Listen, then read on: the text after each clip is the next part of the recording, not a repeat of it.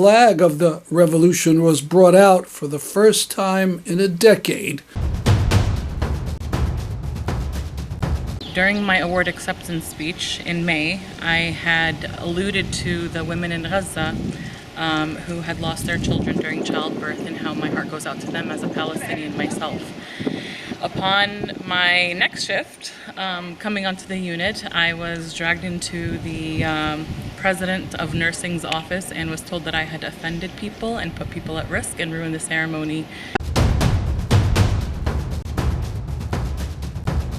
Hello, my name is Stanley Heller. Welcome to the Struggle Video News. We'll speak later about the latest murderous infamies by Israel in Gaza, but first, the good news about Syria. The Assad regime is suffering heavy and probably fatal blows. Until a week ago, many governments, particularly the Middle East tyrannies, were normalizing with Assad. Assad and his henchmen thought they were in the clear and continued bombing Idlib with abandon. As Charles Lister points out, in the 5 weeks before the opposition offensive, Assad forces used 201 one-way so-called suicide drones to bomb Idlib. But at the end of November, an offensive led by the Islamist HTS out of Idlib had astonishing success. From the Aleppo countryside, its forces marched in and took over Aleppo city. It took Assad forces 4 years to conquer Aleppo. The opposition did it in 4 days. Here's video of a statue in honor of Assad's brother at an Aleppo roundabout and how it was improved.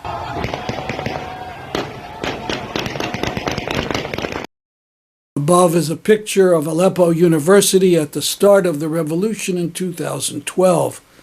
Assad's soldiers conquered it, but now the 3-star flag of the revolution was brought out for the first time in a decade without fear. This is the citadel in the heart of Aleppo city. Assad troops abandoned it. Note, after it was liberated, the Syrian and Palestinian colors were displayed. People who were deceived that Assad was part of some axis of resistance should take note. An emotional description of what's been going on from a man returning to Aleppo. Hello everyone, this is Abdul Hamdu here from the western countryside of Aleppo, in one of the areas liberated recently. In the last few days, and in response of the continuous attacks, shelling, bombs on the residential areas, on the civilians that were vulnerable for years for attacks, the rebels moved back, made a counter-attack, huge and offensive attack on the Iranian militias, Syrian regime militias, and even Hezbollah militias. We could defeat them back to the walls of Aleppo. Today, the rebels are in some parts of Aleppo. Aleppo that once we left while dying, while appealing for the whole world that to help us. Today, we're going back. We're going back for the city where we started our revolution, where we started seeking for our freedom. There, we would go back. We would go back to complete the story, to tell you the story that we have started. I hope today, before tomorrow, we can enter Aleppo, invite you there to understand what we wanted. It was only freedom. What they gave us, they killed us, they destroyed us. They wanted us dead. For years we have been suffering. We were waiting for this day. We hope your support to continue, for every person to go back for his homeland. I hope I can meet you again. I can speak to you again. From Aleppo, the place where we started. This is unbelievable. I cannot believe that I would be back. I would see Aleppo again.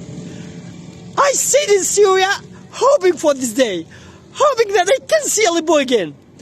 And it's happening. I have no words. Warplanes are in the sky. They would target civilians in revenge as they have been doing for years. I know that they will do that. But we will go ahead. We will not give up. We will continue.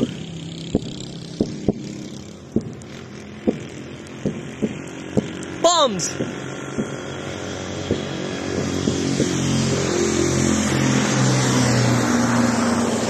I know that the regime wouldn't stop bombing us, but at least we try. To be or not to be. To be or not to be. This is the battle that we are in today. My friend, we hope to see each other there. Inshallah. Inshallah. Freedom forever. This photographer documented the liberation of the city only to be killed in a bombing from an aircraft. Remarkably, one did not hear about counterattacks coming from Assad forces, nor more support coming from Russia or Iran. Not even Scott Ritter or Max Blumenthal talked about their forces being parachuted into Damascus. Russia and Assad did as usual, bombing civilian hospitals. These at Idlib University Hospital, far from the front line. أنا الآن قصف على المشفى محافظة إدلب قصف على مشفى مدني. On December 5th, opposition forces took the big city of Hama. Thousands of political prisoners were freed. السلام عليكم. نحن الآن أمام سجن حماة المركزي بعد أن تمكن مقاتلو إدارة العمليات. Now, we don't want to romanticize the HTS. Their rule was not democratic. For instance, in Kafr Nabal, a town famous in the past for their banners against Assad, their leader Raed Fares was murdered. It's widely believed that the HTS was responsible. Until recently, people who waved the three-star Syrian flag of revolution were in big trouble and were often jailed. There were demonstrations in Idlib against the HTS. However, this HTS offensive is remarkably different than other Islamist attacks. The three-star flag is virtually the only flag displayed by the HTS alliance. But as we record on the 6th, there are developments far beyond the HTS. The south in Syria is in uprising. The Druze of Suwaida have thrown out Assad officials. And Dera, where the revolution began in 2011, is at the point of victory. This is a rally in Mississauga, Ontario, Canada. The only thing that would make it better would be a bevy of Palestinian flags. For more on Syria, see the forum Promoting Enduring Peace held on December 1st. This QR code gets you to the recording.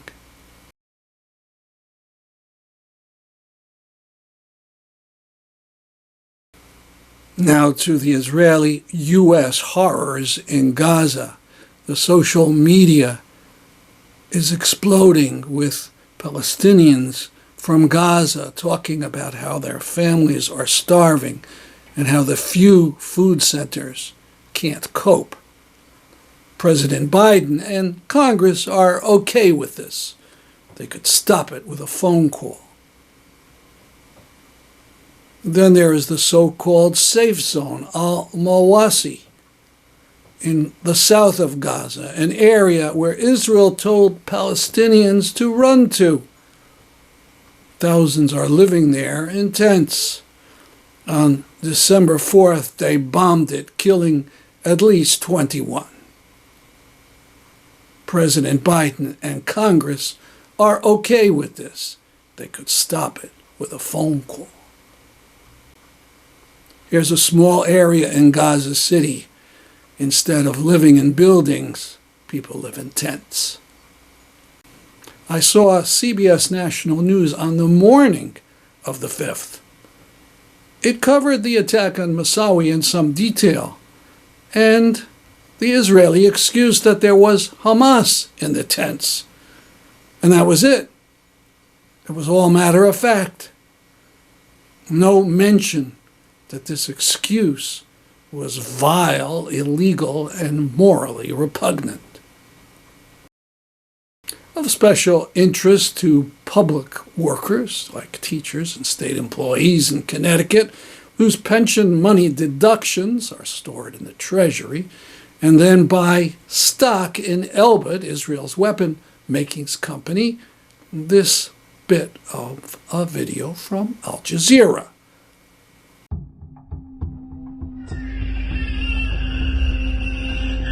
جماعة الخير كواد كابتر قتلت صوت أطفال الآن من مخيم انصارات.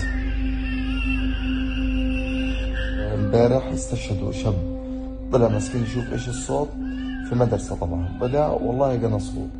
In mid-April, we were informed that Israeli quadcopters were emitting bizarre sounds, including baby sounds or women screaming. I went personally to Nusayrat and I interviewed several Palestinians separately, and the testimonies were almost identical. Quadcopters were for two consecutive nights, on the 14th and the 15th, I guess, of April. They were emitting baby sounds, playing sounds of screaming women.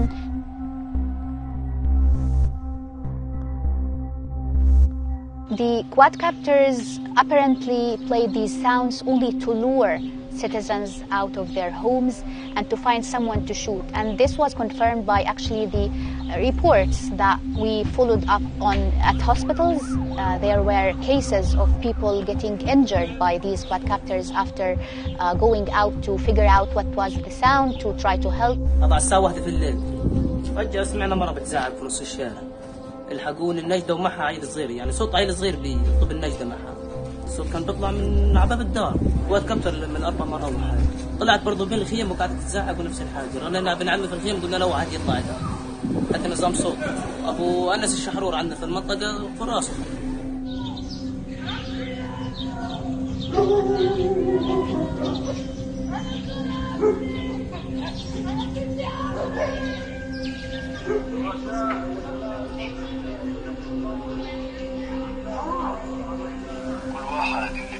يعمل الشيء احنا نوصله واذا لازم نوصله ولا بنسوي شيء ولا بنسوي بشيء احنا قاعدين بدون مكيفين حل عنا.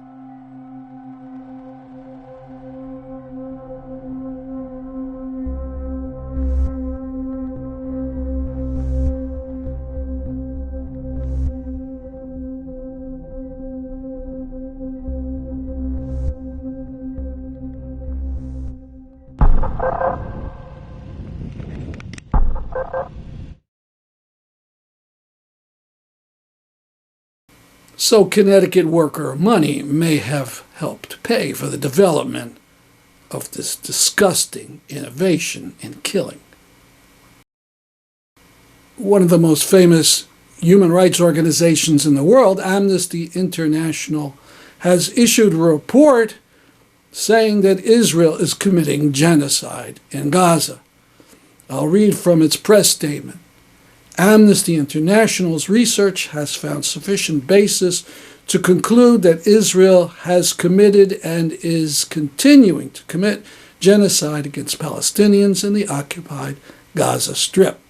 The report, "You feel like you are subhuman, Israel's genocide against Palestinians in Gaza," documents how during its military offensive launched in the wake of the deadly Hamas-led attack in southern Israel on the 7th of October 2023, Israel has unleashed hell and destruction on Palestinians in Gaza brazenly, continuously, and with total impunity. The Jewish Federation of Teaneck, New Jersey is up in arms. Students in that city from the high school staged a walkout on December 4th over the atrocities in Gaza. Teaneck's Jewish leaders sent a letter to the school superintendent saying the walkout was an affront to the Jewish community. Imagine, a protest of genocide is supposedly an insult to Jews. May we suggest something that should be a lot more alarming to the Jewish Federation of Teaneck, New Jersey? Israeli relations with Nazi sympathizers in Romania. A far-right candidate for president named Georgescu in that country very recently had a conversation with an Israeli government minister named Amichai Chikli, and it was publicized. This is a big deal. The Israeli paper Haaretz says the candidate is pro-Nazi. He has repeatedly praised the Holocaust-era Romanian Iron Guard and the dictator of the country in those days, one Ion Antonescu. Ion Antonescu didn't hand Jews over to the Germans. He killed them himself. That is, his Iron Guard killed the Jews in Romania, in the thousands, in the hundreds of thousands. But Georgescu's praise for this late dictator is no problem for the Israeli government, the supposed defender of Jews worldwide. So that's a big boost for the far-right Romanian candidate. Why is Netanyahu doing this? You see, Georgescu is with Netanyahu all the way. He said he'll move the embassy of Romania to Jerusalem, and he won't honor the international arrest warrant for Netanyahu. So Israel's foul government supports Georgescu. In effect, it says this Romanian fascist lover is okay with the Jews. Maybe the Jewish Federation of Teaneck should look into that. On a brighter note, there was a debate at the prestigious Oxford College in Britain, a site of some famous debates. After it was over, the student Oxford Union voted overwhelmingly to declare that Israel was committing the crimes of apartheid and genocide. Recently, the Connecticut Palestine Solidarity Coalition held a conference in Hartford. Over 300 people attended. We'll show parts of it in the coming weeks. First, a nurse, Hessen Jabber. I want to speak specifically to the healthcare workers who are here today. You guys, we all swore an oath. We have a responsibility to speak up for every marginalized person around the world. We don't exclude anybody from that, despite the opposing genocidal people who are in power right now not doing the same. In order to get through this, and it's been going on for over a year, you really have to find your allies, which we clearly have in this room here. So that's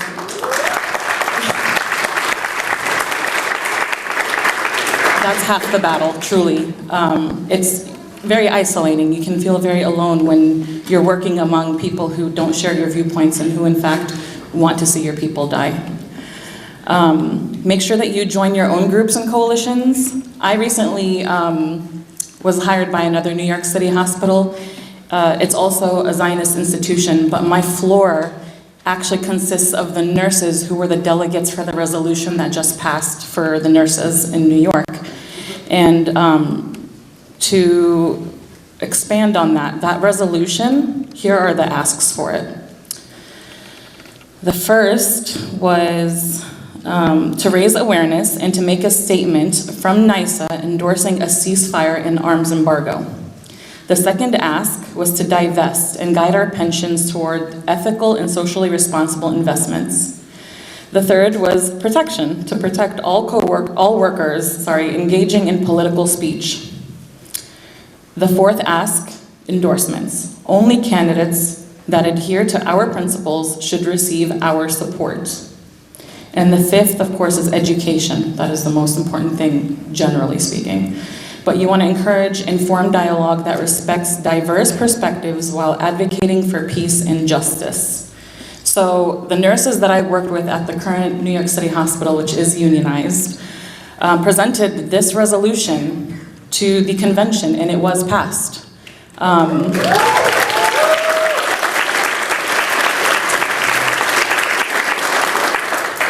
Excluding, of course, the divestments, because AIPAC runs the world.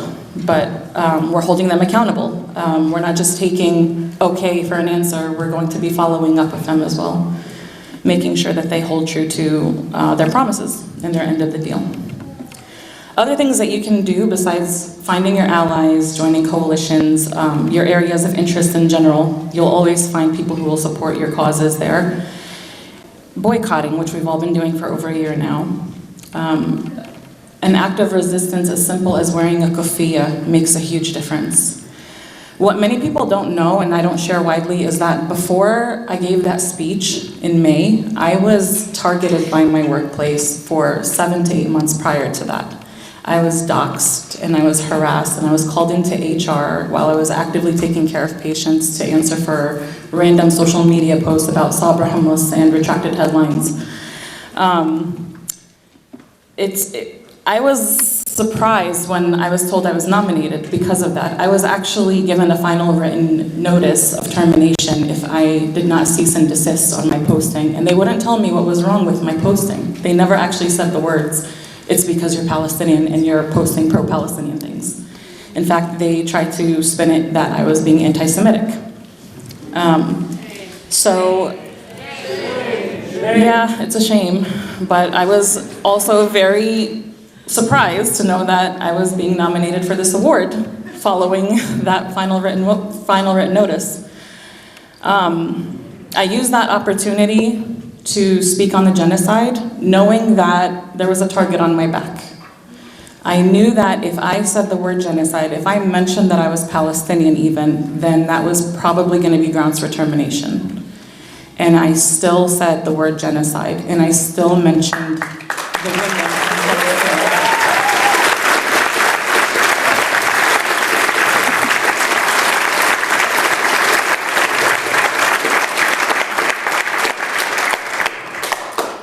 I really watered down that speech, actually. I'm mad at myself for not saying more, but I knew that I could not live with myself if I gave a speech at this Zionist institution where they're awarding me for my work with bereaved mothers and not mention the bereaved mothers who were on everybody's Instagram feeds.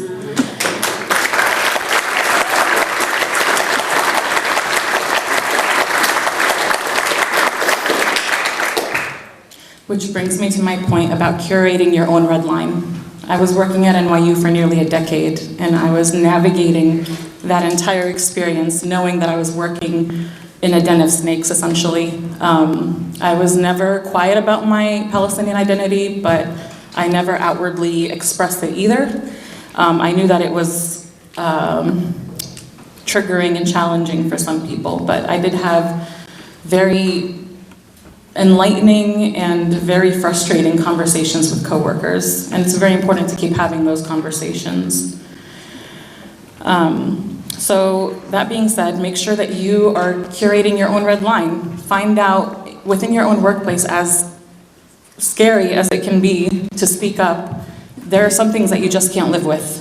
And you can't stay silent. We don't have the luxury of staying silent at this point. There's nothing else that we can do. We've been boycotting, we've been protesting, we're hunger striking. You know, people are dying. What else can we do? We can keep speaking up. We're expected to shut up. So keep speaking up. If elementary school kids in San Francisco can hold a press conference, then the rest of us can say even a word. It doesn't have to be to your institutions. It can be to like I don't know, a grumpy uncle who clearly supports the genocidal viewpoints. Just having those conversations and staying engaged and educated, stay educated, educated on top of the laws of this country, stay educated on what's going on. The information it's information overload, we all know. It comes at us with supersonic speed, but you have to stay on top of it because unfortunately, they look for any reason to demonize us and to cut us down and to make us look incompetent when they are in fact the ones who are incompetent. That is really it, and just know that you're on the right side of history. This will go down in history one way or another. It's a genocide. It'll be documented as a genocide sooner or later. And your intuition and your humanity is what guided you to this room. It's what guided you among these people. It's what guides you to keep speaking up and fighting.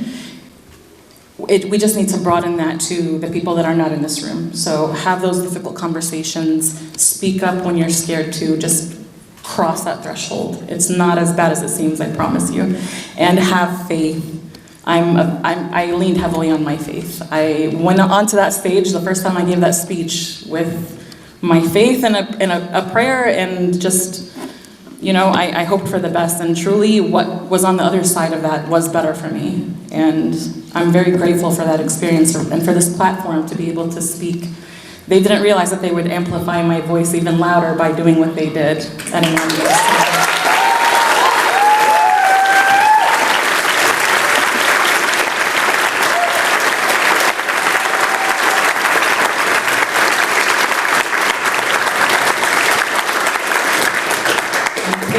Keep Palestine and Lebanon and Sudan and Congo and all of these people, all of these countries in your prayers and in your thoughts. Don't give up on them because they are relying on us. So thank you.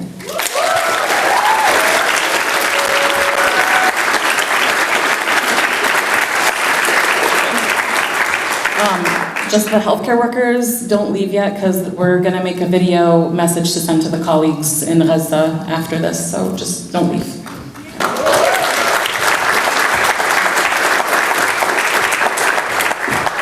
Give it up one more time. One more time.